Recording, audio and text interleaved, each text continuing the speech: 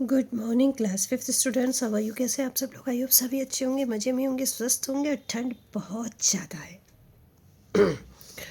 फिर भी we have to read. हमको पढ़ना है lesson number 16, the festival of Onam.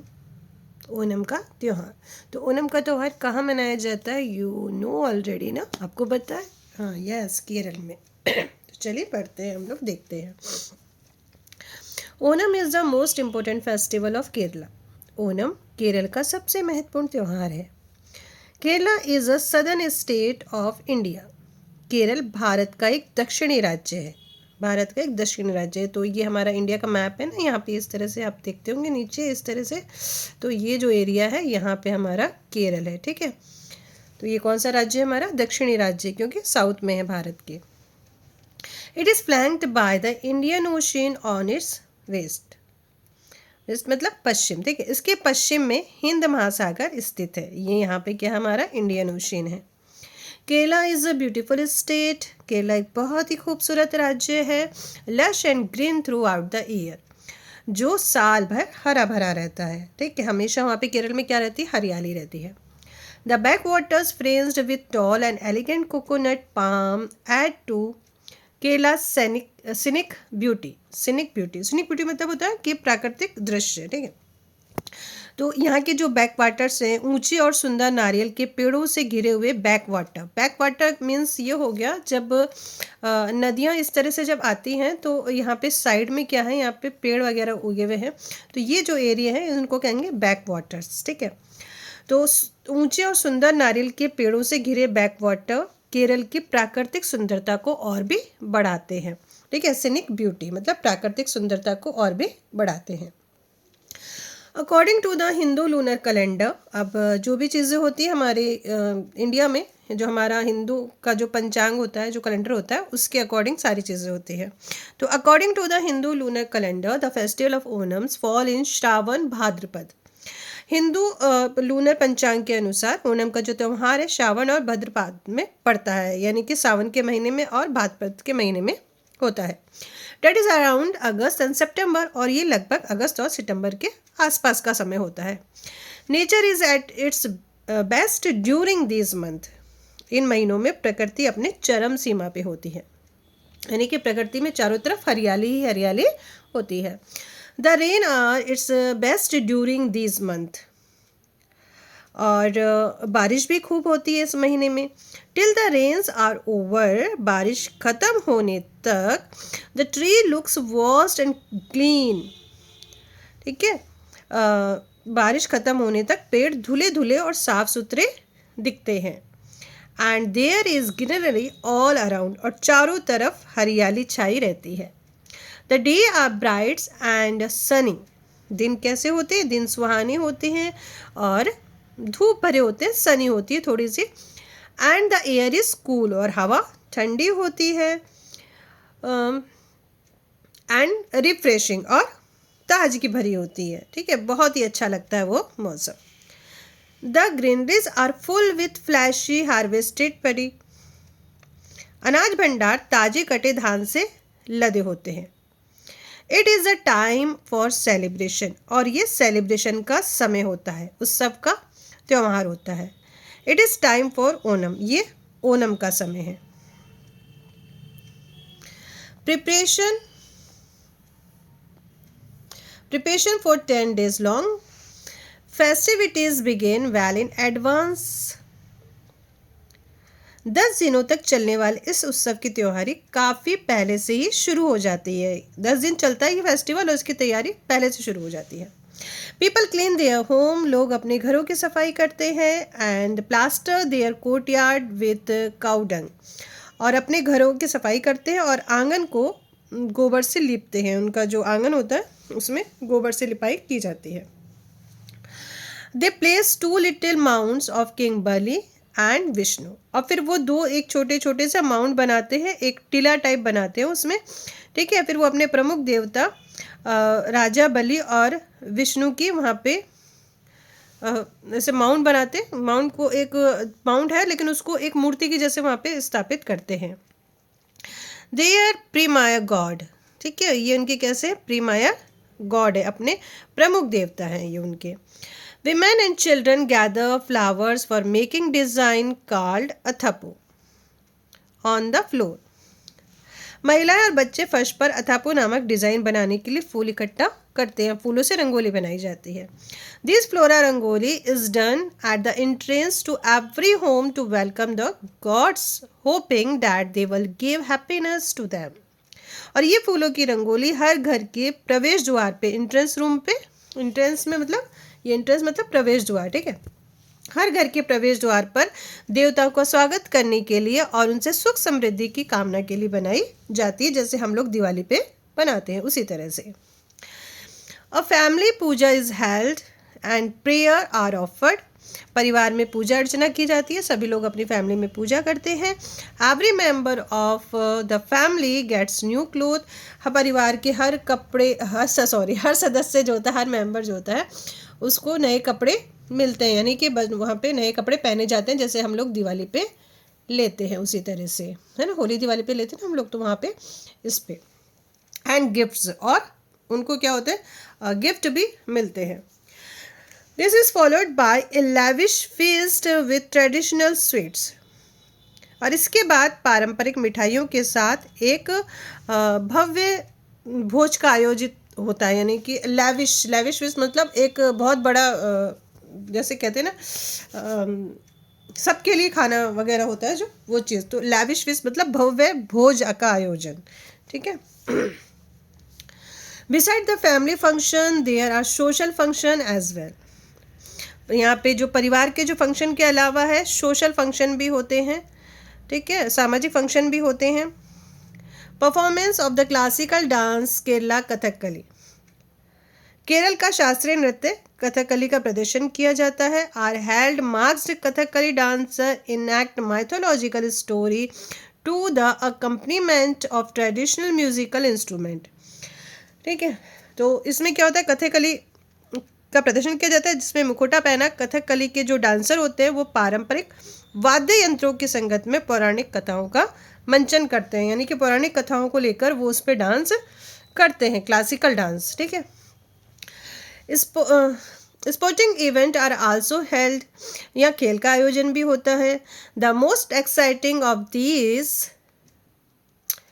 is the snake boat race, long slim boat race through the backwaters. Hundred of spectators throng to watch this race. और ये खेल का आयोजन होता है, इसमें सबसे रोमांचक है स्नेक बोट रेस। लंबी पतली शांत जलधाराओं में दौड़ने लगती हैं ये जो नाव होती है। सैकड़ों दर्शक इस दौड़ को देखने के लिए उमड़ पड़ते हैं, यानी कि ये देखने के लिए आते हैं कि कौन जीता। Beside being a celebration for a rich harvest, Onam न केवल पूरे भरपूर फसल का उत्सव है, Onam also has a myth behind, बल्कि इसके पीछे एक पौराणिक कथा भी है। Why are Mahabali and Vishnu worshipped, क्यों महाबली और विष्णु की पूजा की जाती है, इसके पीछे एक कहानी भी है छोटी सी, ठीक है। चलिए स्टार्ट करें। King Bali was the king of Kerala. Kerala के राजा बलि थे, ठीक है। केरल के राजा कौन थे, राजा बलि थे। He was a great ruler, वो एक महान शासक थे। एंड काइंड किंग, और बहुत ही दयालु थे। एडजस्ट थे, मतलब न्यायप्रिय थे और दयालु थे। His subject were very happy, उनकी जो प्रजा थी वो बहुत ही सुखी थी। Indra the king of Devas, Indra देवताओं के राजा, was not happy with king Bali's popularity, वो राजा बलि की इतनी पॉपुलैरिटी से, इतनी लोकप्रियता से प्रसन्न नहीं थे। कौन, इंद्र देवता। He feared losing his throne to King बलि, उन्हें डर था कि कहीं उनका सिंहासन बलि के हाथों में न चले जाए। He sought Lord Vishnu's help to destroy King बलि's, और उन्होंने राजा बलि को नष्ट करने के लिए भगवान विष्णु से सहायता मांगी। उन्होंने कहा कि मेरी हेल्प करिए। Lord Vishnu agreed, lord Vishnu agree हो गए, ठीक है आपकी हेल्प करते हैं, अगर आपको ऐसा डर है तो ये काम भी हम कर देते हैं। Lord Vishnu took the form of ब्राह्मण डाफ, डाफ मतलब होता है बौना, ठीक है, तो बौने को कहा जाता था वामन, क्या कहा जाता था, वामन, ठीक है, और अभी भी वामन ही बोलते हैं, कार्ल वामन। तो लॉर्ड विष्णु ने अपना जो रूप धारण कर लिया, एक ब्राह्मण बोने का रूप उन्होंने धारण कर लिया, and went to court of king Bali, और राजा बलि के दरबार में गए।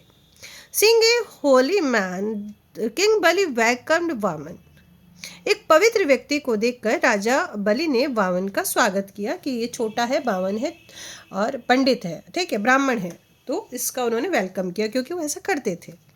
Vaman said, I have heard your praise far and wide. Vaman ने कहा, मैंने दूर दूर तक आपकी प्रशंसा सुनी है। I am told you are a friend of the poor. मैंने सुना है कि आप गरीबों के दोस्त हैं, गरीबों के मित्र हैं, गरीबों के सखा हैं। What is your wish, Vaman? said the king Bali. King Bali ने कहा, हे वामन देवता, आपकी क्या इच्छा है? I shall do whatever I can do help you.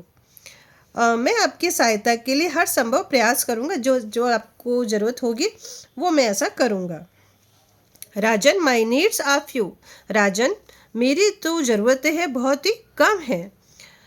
All I want is a piece of land. मुझे एक ज़मीन का टुकड़ा चाहिए। As much as I can cover in 3 step, जिसे मैं 3 कदमों पे नाप सकूं।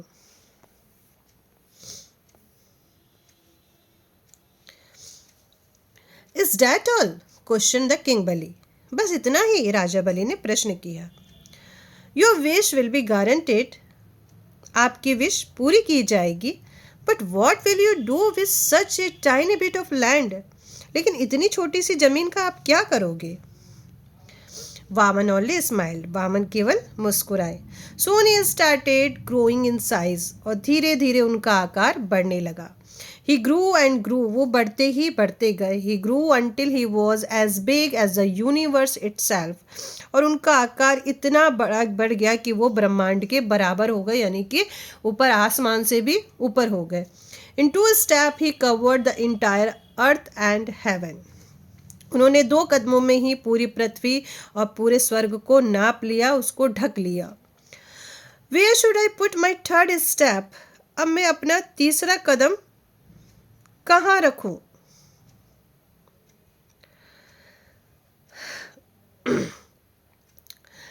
Now that I have covered heaven and earth, मैंने तो क्या किया, पृथ्वी और आकाश तीनों को 2 पग में ही नाप लिया, 2 स्टेप में ही नाप लिया। अब मैं अपना तीसरा पैर कहाँ रखूं? वामन देवता ने पूछा। आज से Vamana. King Bali realized that it was Vishnu who stood before him. राजा बलि समझ गए कि उनके सामने जो खड़े हैं वो भगवान विष्णु हैं। But he could not go back on his word, लेकिन वो अपने वचनों से पीछे नहीं हट सकते थे। उन्होंने 3 स्टेप या 3 पग जमीन मांगी थी, तो उन्हें तो देनी ही थी। Take your 3rd step and place your foot on my heart, he said. उन्होंने कहा कि आप अपना तीसरा कदम बढ़ाइए और मेरे सिर पर अपना पैर रख दीजिए। Vaman pushed King Bali head down, down, down until it reached the पाताल और hell. वामन ने राजा बलि का सिर तब तक नीचे धकेला तब तक वह पाताल लोक में पहुंच नहीं गया। Pleased with बाली, अब वो बाली से प्रसन्न हुए, बहुत खुश हुए कि इन्होंने कहा जो वो चीज़ इन्होंने करी और वास्तव में ऐसा है। He said, I can guarantee your 1 wish.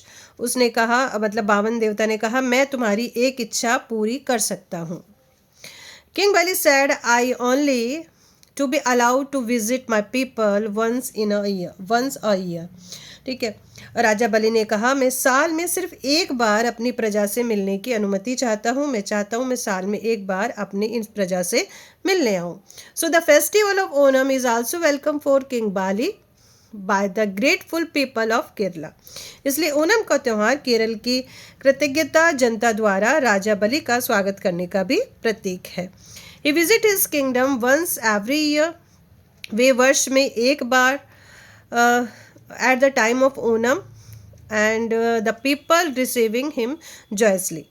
ठीक है, तो वो एक बार ओनम के समय अपने राज्य में आते हैं और जनता उनका हर्षोल्लास से स्वागत करती है कि हमारे राजा बलि आ रहे हैं। ए festival song sang during Onam tell about the glory of King Bali's reign and era of great peace of justice and truth। Onam के दौरान गाया जाने वाला जो गीत है, जो उत्सव गीत है, उत्सव गीत राजा बलि के शासनकाल की महिमा का वर्णन करता है, जो महान शांति, न्याय और सत्य का युग था। तो ये था राजा बलि की कहानी। ठीक है, तो राजा बलि एक राक्षस कुल के थे। इनकी कहानी आप लोग और पढ़िएगा, बहुत ही अच्छी स्टोरी। तो इन्होंने जो भी अपनी चीज़ें बोली उस पर वो एकदम अडिग रहे, हिले डुले नहीं। 3 पग में भगवान जी को उन्होंने पूरी धरती, आसमान और पाताल भी नाप लिया। ठीक है, तो अब इसके क्वेश्चन आंसर हम लोग नेक्स्ट वीडियो में चलेंगे। तब तक के लिए बाय बाय, टेक केयर।